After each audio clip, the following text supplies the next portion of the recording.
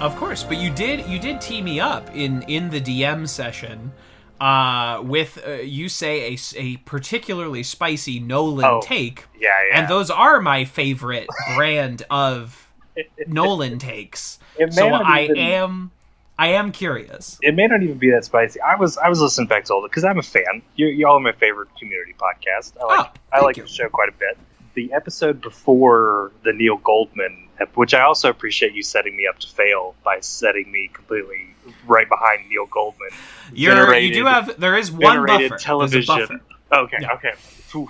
Oof. Okay. Good. There's a D&D buffer between you and Neil, so feel good. God. Feel no pressure. All right. Because I also couldn't follow that act. He has hours and hours of showbiz stories, and I have whatever it is that I do. But no, I was listening back, and you guys were talking about Nolan, just because I feel like everybody's talking about Christopher Nolan at this point. He's a guy, and I'm myself. I'm working through Blank Check's back catalog. My favorite show. It's so good. A friend of mine turned me on to it, and I kept waffling about it because I was such a big canon, and I was like, I'm also a big Best Show fan. So I also there's so much Best Show stuff that I also still haven't listened to. Every episode's 4 hours, and they've been doing it forever. Absolutely, yeah. It's just hours and hours and hours of content. So I was like, I don't really know if I want to take this on. But she finally pushed me to say, like, if there's a show made for you, it's Blank Check. And then as soon as I started it, I was like, well, clearly I now have to listen to every single episode of this. So I'm on the Blank Check series, which has been amazing so far. And Amy Nicholson from The Canon, another tremendous podcast, and also venerated critic, one of my personal idols, wrote the book on Tom Cruise. I literally wrote the book. Literally wrote the book on Tom Cruise. That's not even a bit. The fact that she can just even say, like, I fucking have it right here. I wrote a book on Tom Cruise. The book. She, in the Insomnia episode, I think it was the Insomnia episode, which is also a Nolan movie that I particularly like, and I kind of feel like is underrated now because there was like this weird other Earth where he just became like a noir guy, like he just made film noirs and like kind of the sliding doors timeline scenario. If Batman doesn't happen, there's a world where he becomes kind of like a mid-budget neo-noir guy, right? and keeps making Mementoses and Insomnias until we get tired of the same shtick. And then there's this other world where he becomes the most powerful filmmaker in the world currently. He becomes this god emperor to all of film Twitter, and plus a horrific subsection of people that somehow like love this chilly Brits movies. I don't know. That's a whole other fucking kettle of fish that we could get into. But absolutely. She crystallized something that you guys were talking about, I think, very eloquently, in that she said, and I wrote it down, he's a dumb person, smart person. Right? Like, and it is good, and I've parroted the same set of you even yourself were like, he can crystallize all of these like different temporalities and like these different kind of threads in such a way that makes it palatable. Because Inception is a profoundly silly movie if you really think about it. 100%. But it works in like this weird symphonic way at the end, where like, and they touch on this too in that Insomnia episode, or in the Inception episode, where they say like even the most like you watching Joseph Gordon-Levitt sleeping on a plane. And, like, the score is just blam, blam, blam, and you're just like, Jesus Christ, this is the most beautiful thing. But no, I feel like that very much kind of crystallized a lot of my own personal feelings about Nolan. And then hearing you guys talking about it, I was like, I have to come to the table with this first, because we have to get it out of the way. Sure, absolutely. Yeah, I've said it before on this very same show. Inception should be the worst movie of all time. It should be a complete piece of garbage. Yeah. And it is far from it. The gamut of best movie ever to whatever, you can run that on Inception. But, like, it makes sense. The thing Absolutely. just works. And it I just even hums. just remember it's one of the most, especially just seeing, because as I'm running this Nolan series, I'm realizing that I saw a lot of these movies in theaters. Like, I saw a lot of these movies when at a time where I'm kind of in my own weird genesis of, like, out of high school, going into college, trying to figure out what I want to do. I'm not writing as much at this point, or I haven't really made the decision to start writing full time at this point. So I'm just seeing shit and just kind of taking it as much as I can. And I see Inception opening weekend, just like packed house, and just everybody is just feeling it, and everybody's in the moment. Yeah. And I live in kind of a shit pot Texas town, so it's kind of weird seeing like people that you wouldn't even expect have such a reaction about a movie. Not even a movie that's kind of as silly and as weird and as pulpy as Inception is, but just a movie in general. Like, we're all like the spoilers for Inception, I guess. Jesus Christ. Right. But the end beat, where Cobbs, he spins his top and he's just waiting to see if it's tactile or not. And I felt the entire room just kind of, and then as soon as it cuts, you hear like, ah! And I just I'd never really had that sort of a visceral shared reaction, I guess. We were all hanging on it. We were all completely absolutely in on what that movie was doing. And maybe opinions have shifted since the theater, but everyone in that theater is dialed in and is into what is happening in absolutely. the movie in a way that I have experienced so few times in my many trips to the theater. The ones that spring to mind are like when I saw Gravity in theaters. Everyone was completely dialed in. That. I had to skip that completely in theaters. I was like, I'll catch it on HBO. I can't. It was whisper quiet in the theater the entire time, in a good way. Like, it's one of those times where early on people are like, shush, shush, shush, shush, like there's mumbling, and within the first act, we've all stopped mumbling. Like, everyone is just into what is happening. I do think Avengers Endgame was probably like that as well. Yeah, another one. Just everybody's there to see it. And I saw a preview screening of Knives Out, which is I feel like we were all 100% on board with Knives Out, my Brooklyn theater crowd. Yeah, that's so great. Welcome back to Talking Nolan. We're just this weird I pivot. can do it.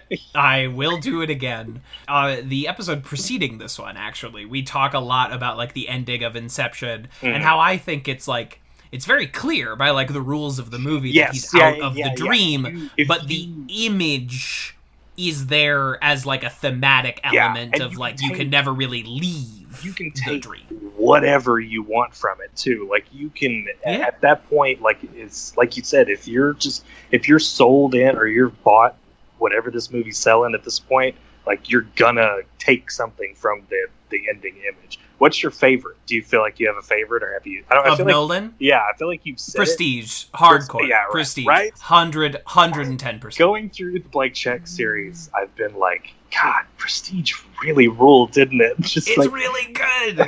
It's everyone in it is good. It's everything that Nolan does well as a filmmaker. That movie rules. The Blank Check boys, the hashtag 2 friends, it's a competitive advantage.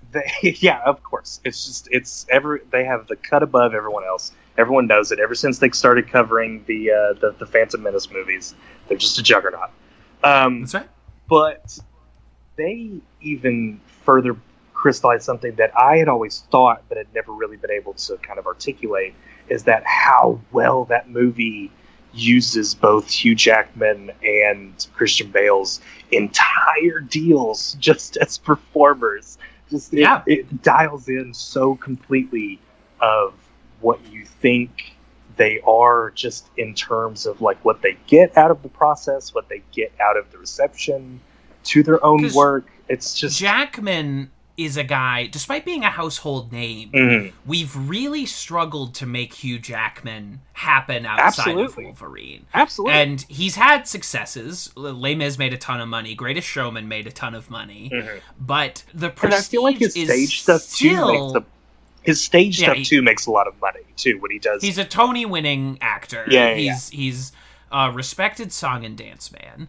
He's had some things here or there, but I still think his best acting work, even above Logan, is still in The Prestige, where they just use everything about this guy that works on film, and they put it all in the movie. Mm-hmm. This, like, flim-flam man who doesn't have the substance to back up what he's slinging. Yeah.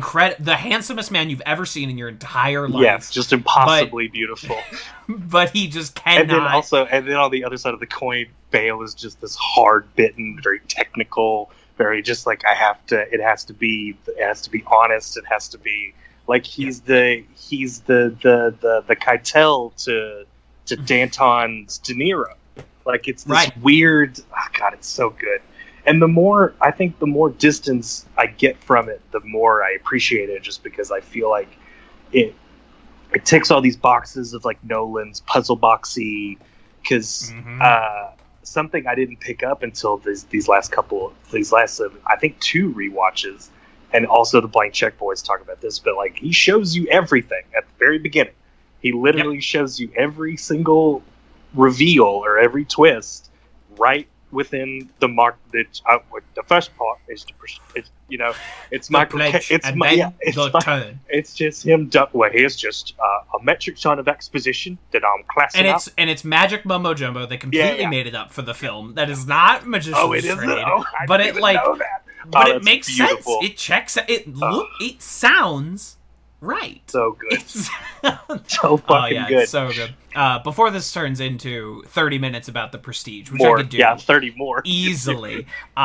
This is the interview portion of Advanced Community Studies. I have the pleasure of being joined by a longtime Twitter friend, but first-time guest, Newsarama writer and writer at large, Justin Partridge. Hi, guys. Thank you so much for having me. This is my favorite. It was my favorite community podcast. I appreciate it. Of course, and welcome. And I gave you a couple good eps to talk about as well. Yeah, you absolutely did. To one of my top 10 all-time favorites, and then another just very funny, good, solid episode. But allow me to ask you the standard first question: what is your community origin story? How did you come to this show, and how long have you been with it? Oh man, I've been with it probably coming on 15 years. I feel like I started watching it again at the behest of a friend who was really into it, and I had always meant to get to it when it was on the air, because I was a big AV Club kid. For sure. I was really like which also makes a ton of sense just about me in general. That I was. We all were. Super active on the AV watching Club. An episode of Community was not complete until I had read the Vanderwerf write-up. Absolutely. The next day, I felt like I hadn't digested it until I could read. Yeah. It became super ritualistic for me too, and I was even once I got into the show proper, I got really into the show, so much so that I'm going over Story 101 or Channel 101 stuff.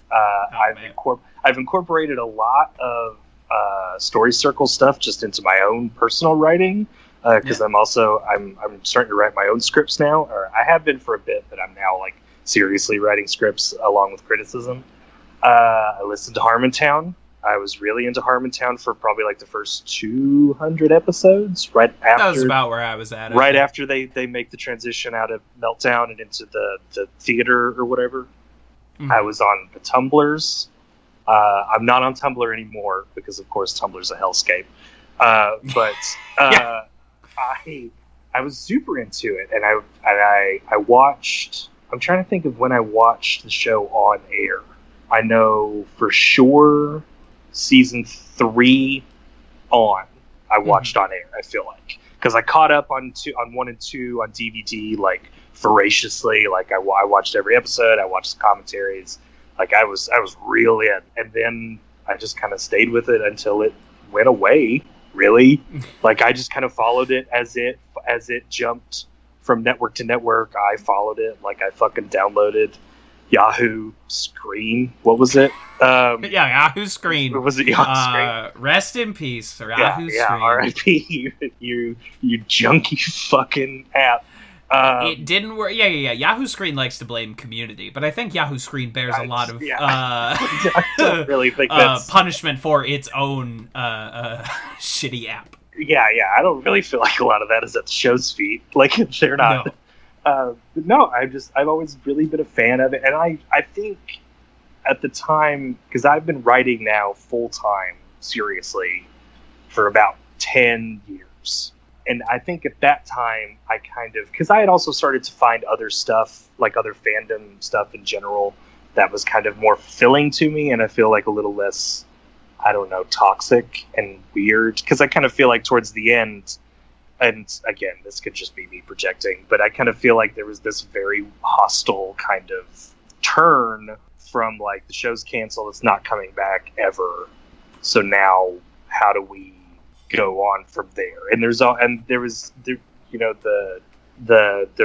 revamp, or like the last season, which I think is a beautiful way to end it. And I would kind of at this point be okay not getting a movie.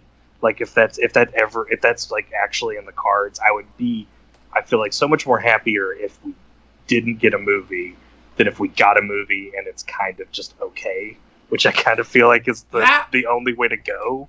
I mean, I have not really talked about this much at this point, but like, how could any get into it, man? one movie ever live up to the hype of the community? Absolutely. How can it not be a letdown? You can't have pressure on comedy. Comedy needs to have like underground, low budget, like appeal. Like you need to be on the same level as a comedy, and putting comedy on a pedestal does it no favor. Absolutely.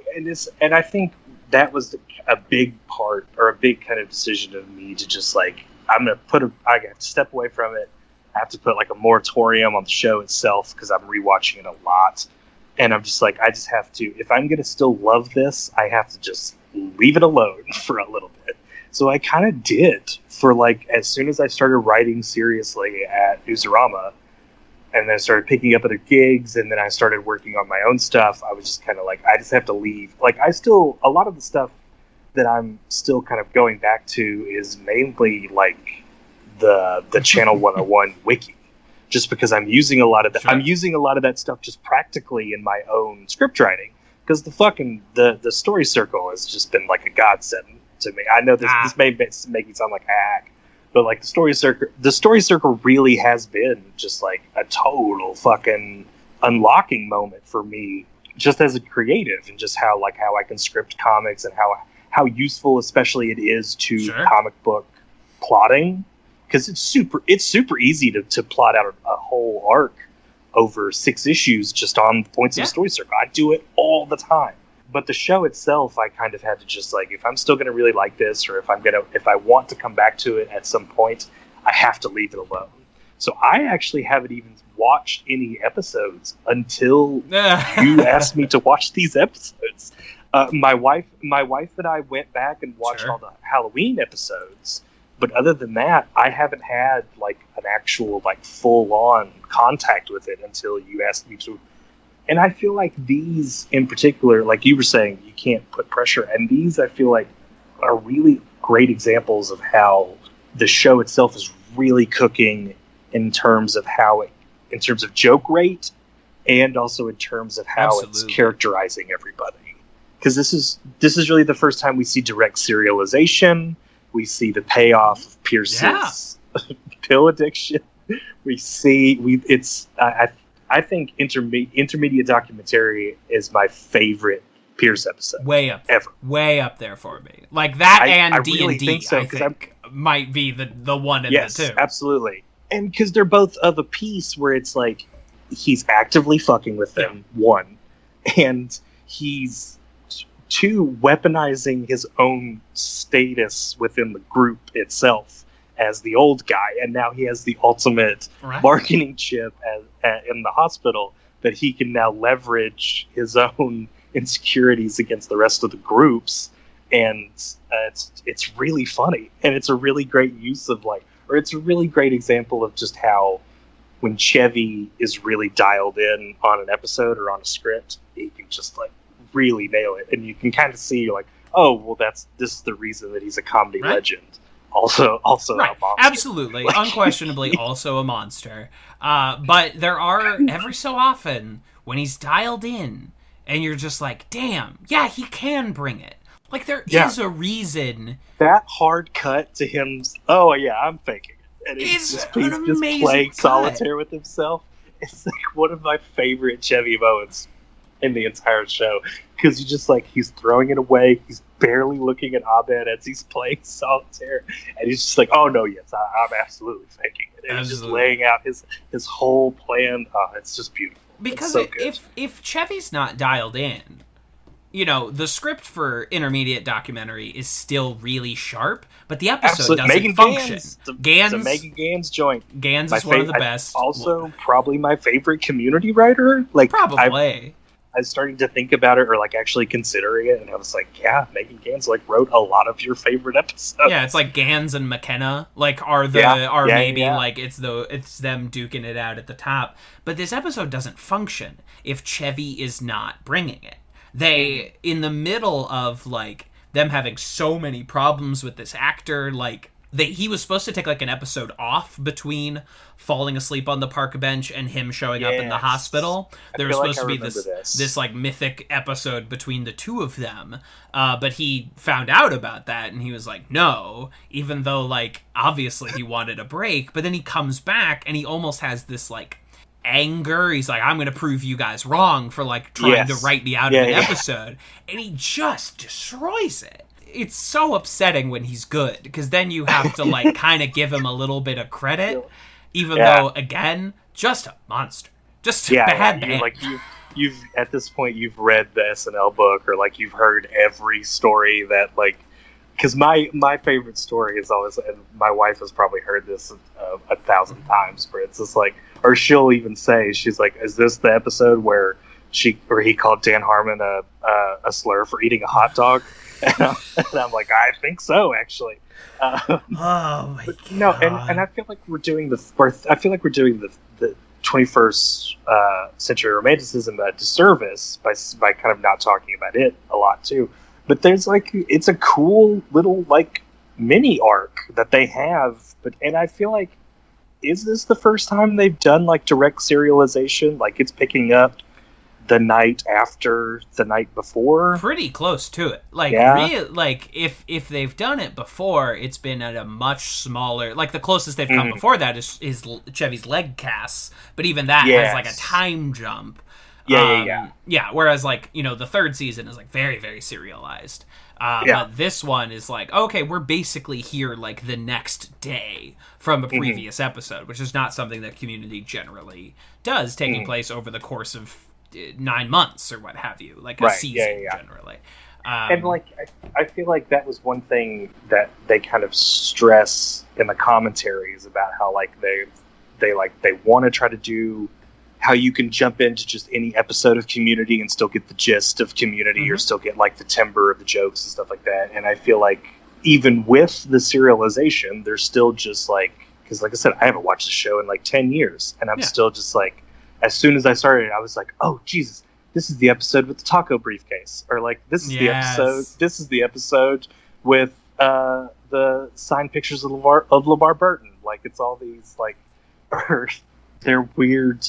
The mentioning their suicide pact to get Firefly back on the show, or back on the air. It's just it's just great. A Joe Russo joint too. I'm looking at my looking at my Brit, and also it's. Again, this maybe just be the weird film person in me, but the fact that you can watch this episode now and be like, oh, Britt Marling was Britta's girlfriend, was Britta's kind of girlfriend in the first episode. I completely forgot that. I was like, oh yeah, Britt Marling was on this show for an episode. And now Hilary Duff is on this show for an episode. Oh my god. totally forget. She's the no. It's not Schmitty. She's Megan. She's the leader of the Mean Girls in the trampoline episode. And the trampoline episode. That's what it was. Because I was confusing it with the Schmitty. But that's Lord. Also those three kids are now like stars on. Oh, one of like them people. was on. One of them was on that Awkward show on MTV for like fucking years. Like, my God. She was a regular on that show. It's just like it's so. That's one of the things is I guess striking me as I get older. It's just like as you watch stuff or rewatch stuff, like you're picking out that guys and like different people that just kind of jump out. It's like holy shit! I completely forgot she was in this. You had one line in this episode of Community before becoming a Breaking Bad cast member. Yeah. Hot take. Community. It's a good show. It's a good show. I know it's a hot take. I'm sorry. I also, after 2015, Season 6 comes out, also I am finishing college. The Season 6 DVDs come out, I do like one rewatch, and then I also took like 5 years off from watching the show with any... I feel like you have to. This is like because we had, because I'd been with the show from the beginning. You've gone through 6 years of uncertainty and fan campaigns, and that was all another thing. It's like I couldn't take the up and down of it anymore. It was like just getting out of a really messy relationship, and one with some really high points, but also one that really put you through the ringer. And and I can maybe appreciate it 5 years down the line. Where, like, okay, I've had some time, I can recapitulate myself, I've grown into my own person beyond this thing I'm in a relationship with, and now I can enjoy it. Now I can go back and watch season 5 and 6. This is like the first time I'm really, like, reappreciating those episodes. And it's the same thing I did the same thing with Hannibal, too. I was, like, really crazy into Hannibal. And I just had to, at some point, just like, I have to just step away from it. And now I'm watching it again because I think I'm going to write about it here soon. Yes. But it's like crazy. And I even think I like the gas leak year more than most people. I think I do too. At the time, I was like, oh, this is okay. Because I rewatched the Halloween episode of that year. Mm-hmm. It's another Megan Gans joint. That's all right.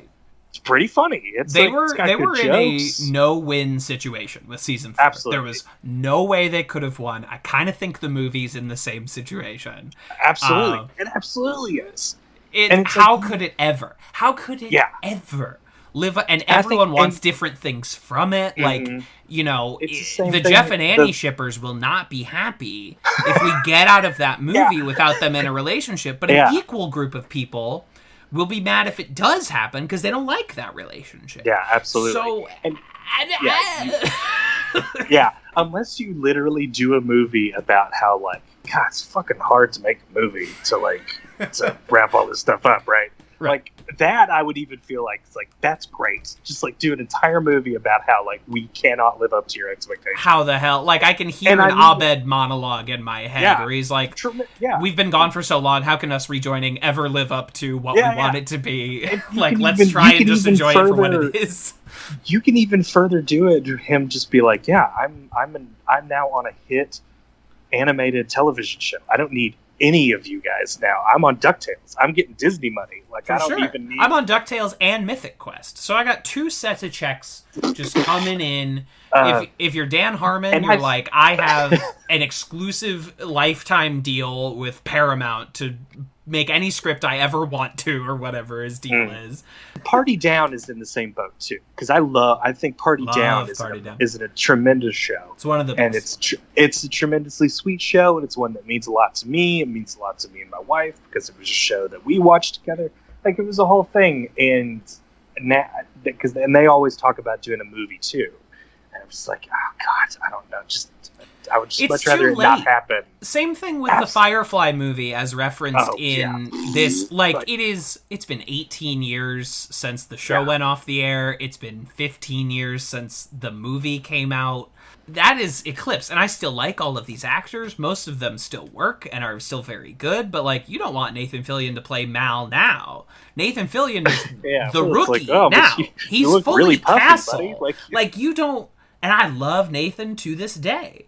You don't want him to play Mal Reynolds today.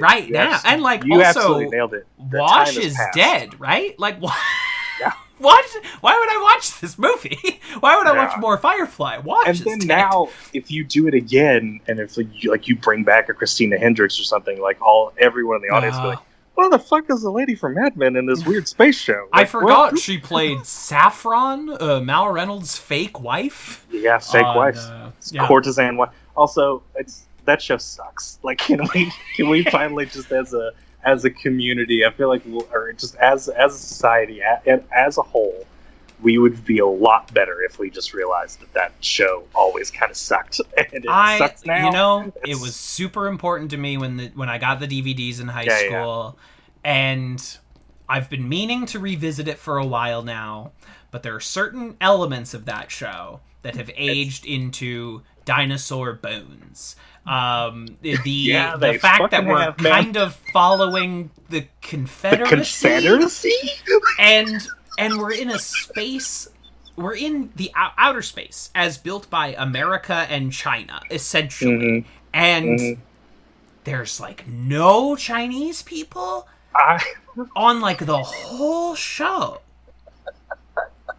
and these are all questions and realizations that I've had myself alone in some very deep moments. Just kind of realize it's like, oh, this is just, I'm becoming an adult, right? Like, this is the moment that you become an adult, and you're like, this meant a lot to me, and maybe I can still revisit it and still enjoy it, but maybe me and Firefly, we are not best homies anymore. I run into it all the time at my day job, because you're reading comics every week, and you're reading stuff that's really not so great, and you're just kind of like, you just have to kind of look at it now. And I feel like that's another thing that's maybe come to me with age. I mean, I'm really not even that old, but I feel ancient. I think we all feel ancient, and not right even now. In the cool way, like a wizard or something. No, I think even like 17-year-olds feel ancient nowadays. At this point, you know what I mean? Yeah. Like, we all just feel so world weary. Yeah. But it's just like, you have to kind of look at it now as kind of critically as possible, and I kind of feel like part of that has come from my job, but also part of it has just come from kind of realizing that you have to look at your entertainment a little closer than you used to, or like a little more from an empathetic or kind of more aware of yourself moment. I don't know. That literally could just be me looking at my navel. But it's true, and we have to have these moments with certain parts of community as well. Yeah, absolutely. Chang in the D&D episode, the use of the T-slur in Pascal's Triangle, the very 2009 like kind of Islamophobia of the first season that they wisely drop about halfway through season 1 and never bring up again. There's all these elements of even things that you like, and that is fine. Like, that is the relationship you have with things as you grow older. And, absolutely. And there are some things that come out of it shining bright, and then some things where you're like, okay, like a critical evaluation of this does not hold muster. Yeah, absolutely. But these two are great.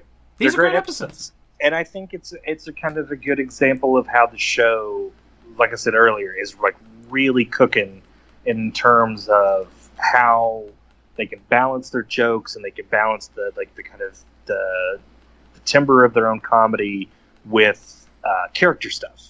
Because I feel like, especially in this season, is really when they start.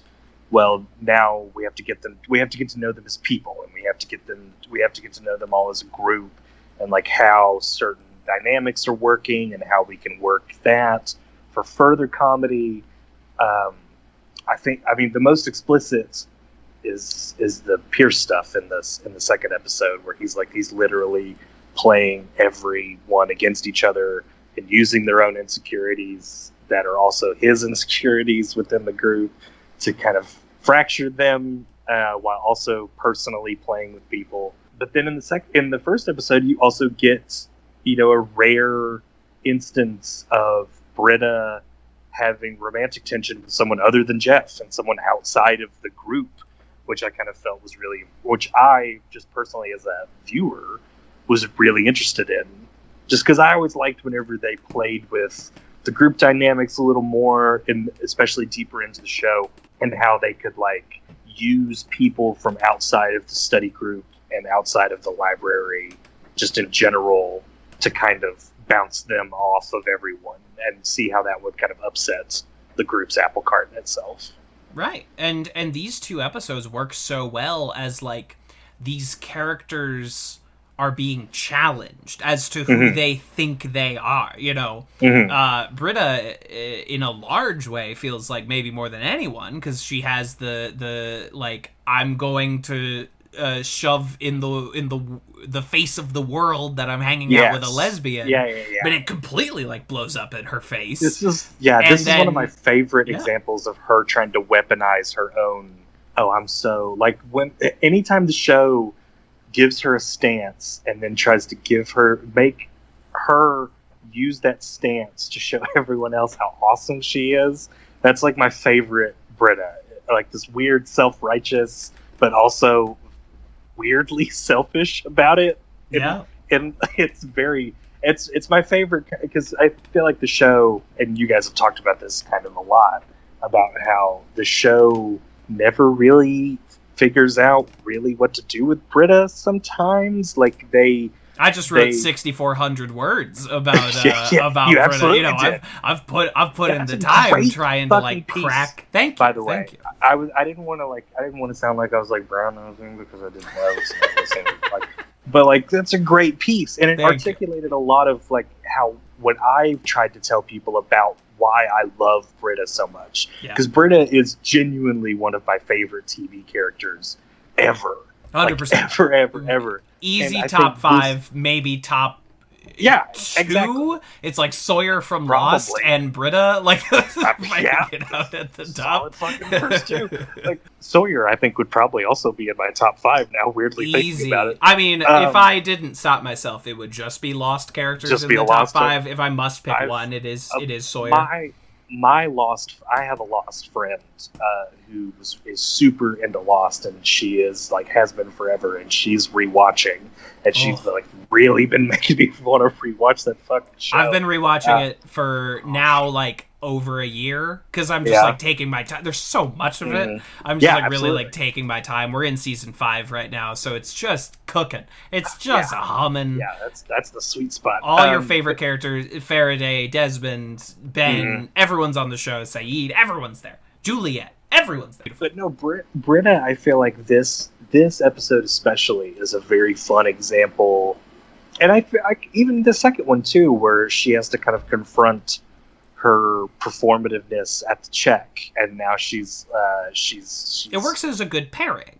It's absolutely, like she is now further interrogating the same thing that she was interrogating the night before. Yeah, and that's what I think I was kind of grasping at, is that like the fact that she genuinely cares, but she has to let everyone know how much she cares, and therein lies like the great pratfall of Britta Perry, is that she can't just do it, even though you kind of see that she does, even with the resolution of the check stuff, which I think is a beautiful moment, and also something that's undervalued, I think, in the sphere of, because I obviously don't have as much contact with it as you, sure, but my sense of it was always like, oh yeah, Britta's funny, but you know, it's always funnier when they dump on her, like they want her to be the butt of the joke, when I'm always like, no, but there's like such a there's nobility. A lot going on here. Yeah,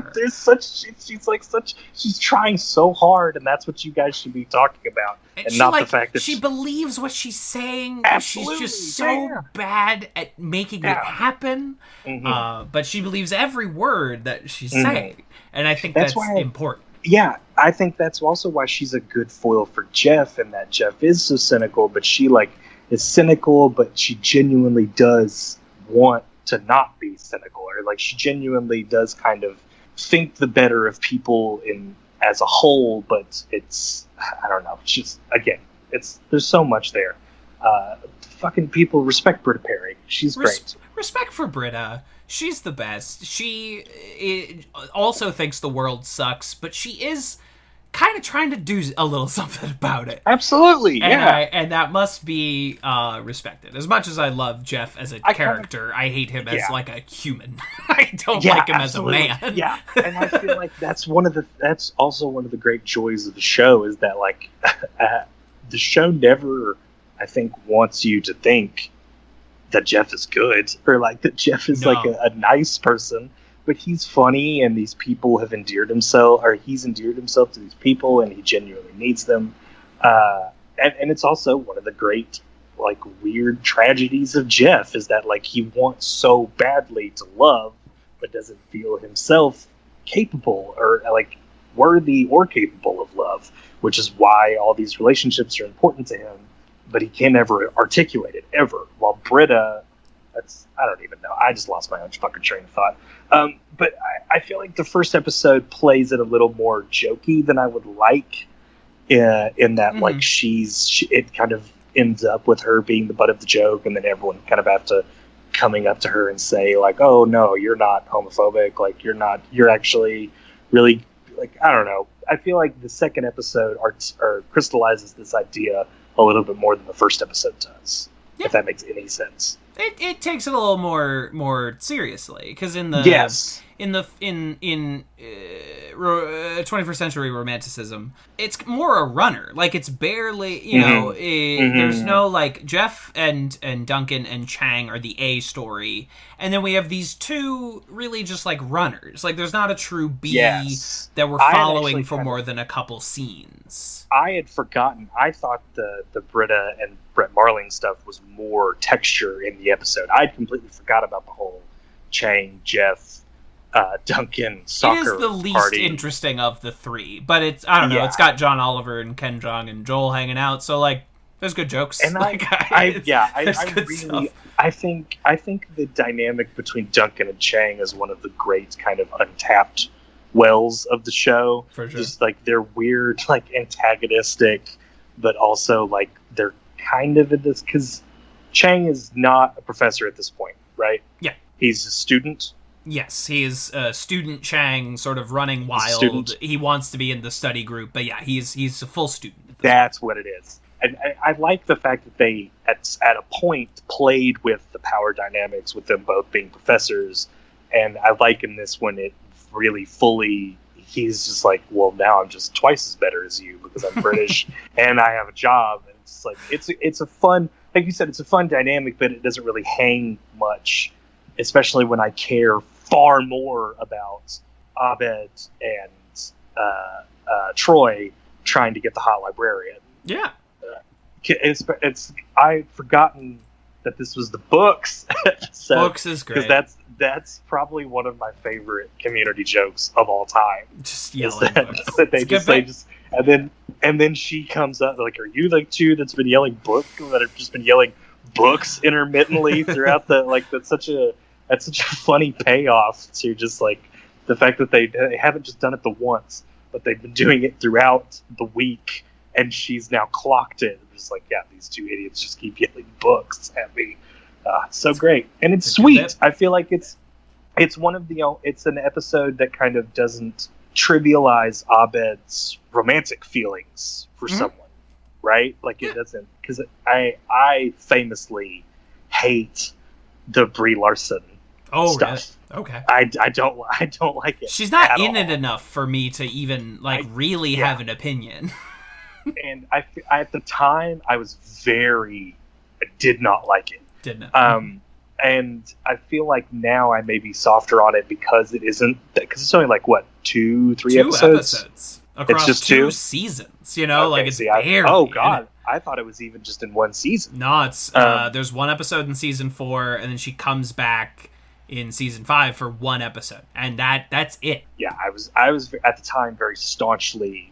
Because I didn't love the fact that they were kind of treating it like, oh, Abed has a crush. Isn't that so weird and funny that like that Abed could have like sexual feelings for a girl? I mean, like it was this weird, kind of like I don't know. I kind of felt like it was a little bit more performative I don't know. I don't even know the right word, but I feel like this is a much better example of like he likes this girl.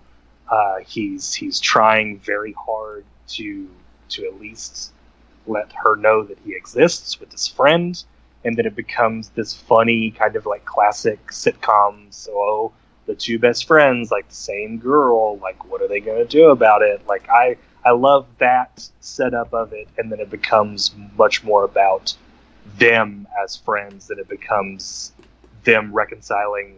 Because usually the setup kind of ends with usually one of them winning, right? Right. And it like, oh no, it damages the friendship. And there's a complete subversion of that. Mm-hmm. That like Troy will not let it damage the friendship at all costs. It's cute. It's adorable. Yeah, he specifically is like, I can't jeopardize the real love that I have for him on a theoretical physical thing with some idealized, and even the librarian herself. And because I also think this is a good bit where her saying like, "Have you two been like that's weird? That's like that's a weird thing, and I don't want a part of it." And again, I just feel like it's like you said, it's very sweet, and it's not like maudlin in the fact that like on another show it would be like, well, then Troy walks off with her into the sunset, like they're going to go on a date or something. But then, like, Abed gives the thumbs up from like across the quad, and they just now he's dating this librarian for 3 episodes. Yeah. But I like that it becomes much more about them than it is about their external romantic entanglements.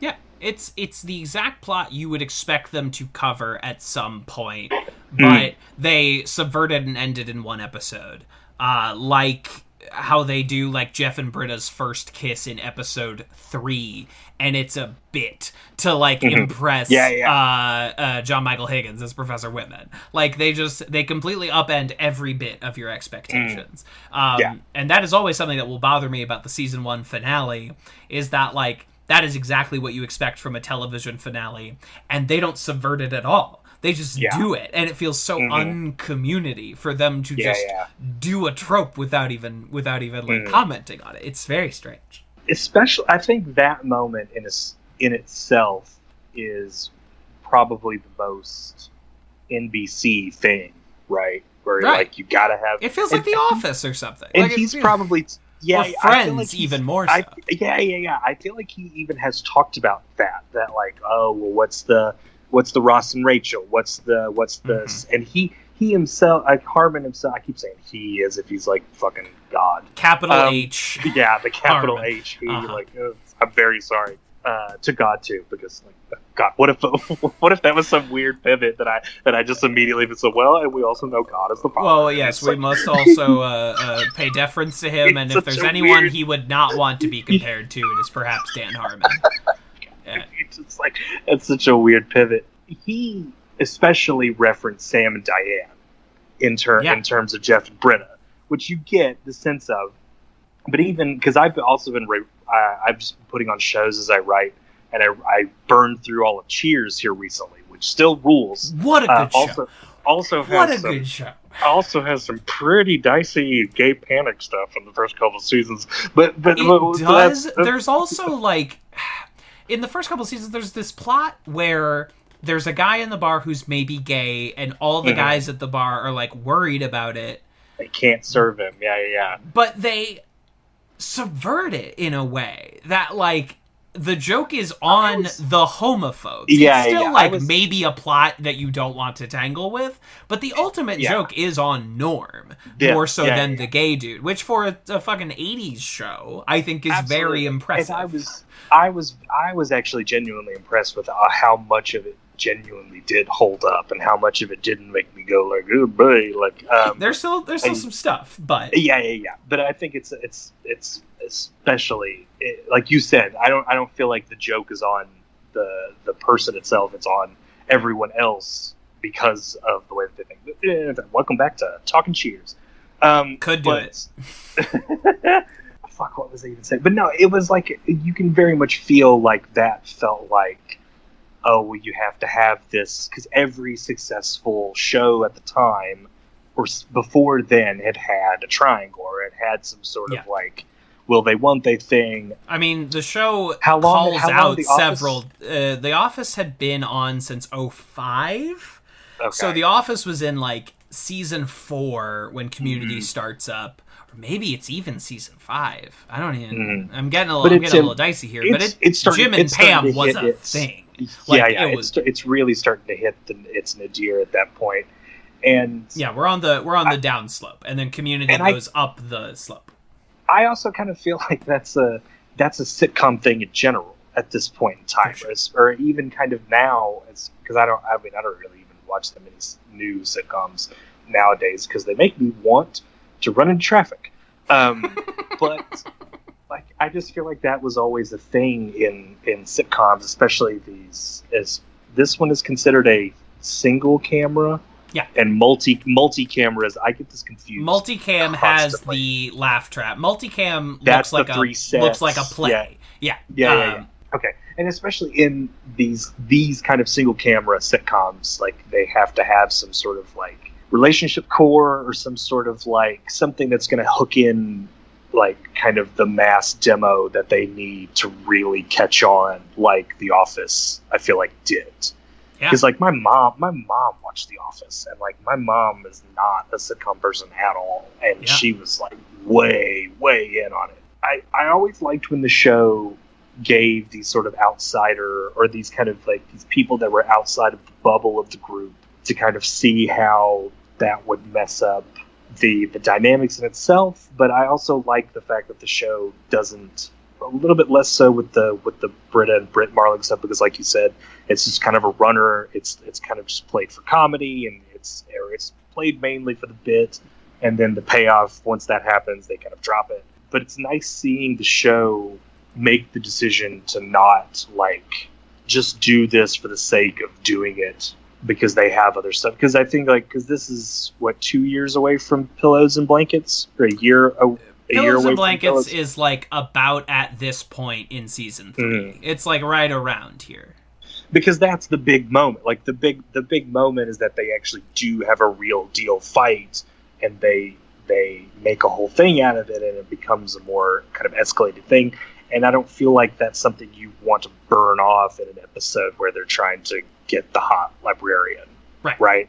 And it's something they miraculously avoid for a long time. The Harmon seasons, basically, except for the Pillows and Blankets. And then, like, season 4, which I'm a defender of, it gets lazy and like, oh no, Troy and Abed are Troy's jealous of Matt Lucas, special guest star Matt Lucas. I hate convention that episode. So I mean, that is one of the worst episodes of a bad season. The convention episode is bad. That plot just drives me up a wall, because that is exactly what we have avoided for so long, and what has made this duo so strong is because we weren't doing shit like that. Yeah, and if they are doing it, they're doing it in a way that can make themselves turn inward. Because, like you said, I love that a lot of this is Troy kind of saying, like, well, if I am going to deal with this, how am I going to deal with this in the way that's going to be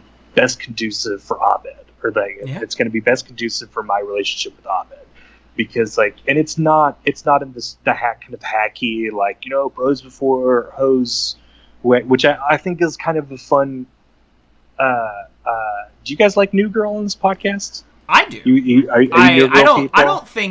don't know if either of my co-hosts have watched it, but I was watching it on my exercise bike today. I like New Girl. And I feel like that show, and also in particular, does a lot of fun stuff in that, like, it's never going to be about like, oh, Jess is getting in between everyone else. It's always like, how is Jess interfering with the dynamics of all these guys? And I feel like it's a kind of, I don't know, maybe it's kind of a neat parallel, or like a more kind of empathetic way to look at these dynamics that I feel like certain TV shows didn't at that point, or like didn't didn't in a way that was so much more thought out, as of like, well, how are we going to deal with this later on? How is this going to... Because I feel like Community in general, even with the kind of how they strove to make it as episodic as they did with certain seasons, or like how accessible it is beyond the riffs. Because I feel like the riff episodes are kind of like stuff that you can just give to somebody. It's just like, this is a cool riff that they did, or like, it's like zombies, and you can watch the zombies, and everybody exactly. Gets it, even if you don't know all the like character dynamics. Watching the Halloween ones here lately also showed kind of a neat episodic nature, but it also felt like it wasn't flippant, like it wasn't just something they were doing, that they were genuinely thinking about, like how the characters are going to move on from this, how they're going to be enriched from that. And I always felt like that was one thing that really always struck me about Community, is that like they wanted to be funny, yes, and they wanted to be like a good show, like a hit good show, but they also weren't going to just treat these people like joke machines. Like they weren't going to just like twist their personal interdynamics in such a way just to suit the plot. And I feel like I remembered that a lot about 4, in that like they really were just like twisting stuff up just to do it, just because like, oh, we have an episode this week, we have to write it. Oh well, Troy and Abed get in a fight at a comic book convention. Go. And and then some other people could be like, well, I mean, but they wouldn't get in a fight at a comic book convention. Like, this is just have an like, episode. Yeah, like I don't know if you know this, the script is due. So, yeah, like, we're making television on network TV. Like we have to do it now. Yeah, and that was just always something that really struck me about the show, is that like they felt like real people, and they felt like they had real friendships, and they felt like even when they did mix up pairings, or when they did put different characters that you wouldn't normally associate with one another in situations, it always felt earned, and it always felt like it gave them something more than just like, oh, isn't this funny that like just Pearson and Troy get caught in a like sandstorm or something. I don't know. Like it's like no one on this show was ever stuck in an elevator. No one. Yes. Never across 6 seasons was anyone trapped, besides like the Dean and the espionage paintball episode, but that's just like a Winter Soldier joke. And I feel like these 2 episodes especially are neat examples of like really what I got from the show. Like I got like endearing characters, I got really enriching dynamics between them, and I got like genuinely good bits, like good silly bits that you wouldn't normally get within like what you would expect network television to be. Absolutely. It's nice coming back to it. It's nice seeing that like it still is as funny as it is, and it's still as sweet as I wanted it to be. Absolutely. And thank you for revisiting the show. Oh God, are you kidding me? Here. I could do this forever. This is like, I mean, twice as long as these normally go, but it's been really like a good conversation. Like I've enjoyed just like talking to you about the show. It's just gonna be a lot, and that's just what it's gonna be. This has been fun. I've enjoyed this, so this is just what it's gonna be. From your lips to his ears. Yeah, let's hope that. Oh God. But now is the time when you can let the good people know where they can find you and what you're working on. Yeah, I'm at J_III on the hellscape that is Twitter. I write for Newsarama /Games Radar every week. This week, I'm gonna. I can say I'm reviewing the new Hellblazer book. The Hellblazer, the Tom Taylor, Derek Robertson Hellblazer book. So Tom Taylor. That's gonna. I genuinely like Tom Taylor. He's one of my favorite guys. It's weird making me cry about DC Marvel zombies, but that book has made me cry like a lot. But no, that's gonna be this week. You can hire me also if you're on Twitter. If you would like, see my rates. Yeah, you can see my rates. I do feature writing at Rogues Portal, Dismembered.com, and the Collinsport Historical Society. Basically, just you follow me on Twitter. I'm yelling about Warhammer or whatever Doctor I'm watching Who. at this point. Yeah, Doctor Who, big Doctor Who person. I'm very sorry for anybody that starts to talk to me about Doctor Who at any point in time, but it's fun. We have it's fun to watch from like the other side of the window where I don't know anything about what you're talking about, but I'm like, oh, okay, that's interesting. That looks neat. That looks neat. I'll never read that, but I'm glad he's having a good time.